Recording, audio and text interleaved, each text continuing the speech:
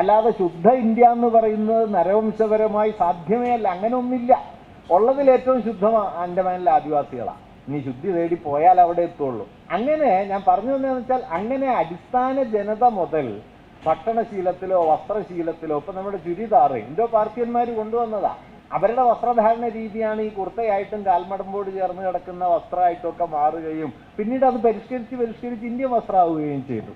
ഇങ്ങനെ നമ്മുടെ വസ്ത്രത്തിലും ഭക്ഷണത്തിലും ആചാരത്തിലും ഉപചാരത്തിലും ഒക്കെ അടങ്ങിയിട്ടുള്ള വളരെ ഉൾച്ചേർന്നിരിക്കുന്ന ആഴമേറിയ വൈവിധ്യത്തെ നമ്മുടെ ജീവിതബോധത്തിൻ്റെ ഭാഗമാക്കാൻ പറ്റിയോ? ഞാൻ പറയുന്നത് സെക്യുലർ എന്ന് പറയുന്നത്, പ്ലൂരൽ എന്ന് പറയുന്നത് നിങ്ങൾ കൃത്രിമമായി എവിടെ നിന്നെങ്കിലും കെട്ടിയിറക്കേണ്ട സാധനമല്ല, നമ്മളാണ്.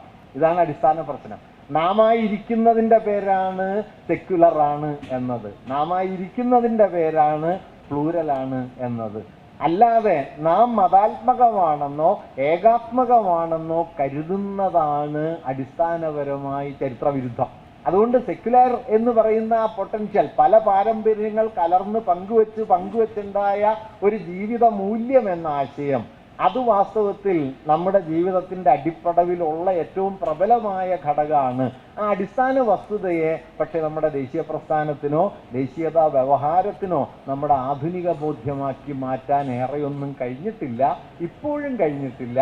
ആ കഴിവ് ആർജിക്കാത്തിടത്തോളം കാലം ഹിന്ദുത്വത്തിൻ്റെ വർഗീയതയുടെ വേരുകൾ നമുക്ക് പൊട്ടിക്കാൻ കഴിയില്ല എന്നാണ്. അതുകൊണ്ട് മതനിരപേക്ഷതയുടെ വീണ്ടെടുപ്പിൻ്റെ വഴി നിശ്ചയമായി ഞാൻ ആദ്യം പറഞ്ഞ പൊളിറ്റിക്കൽ ഫ്രണ്ടിലെയും അതുപോലെ ഓർഗനൈസേഷണൽ ഫ്രണ്ടിലെയും ഐഡിയോളജിക്കൽ ഫ്രണ്ടിലെയും സമരങ്ങൾ പ്രധാനമാണ്.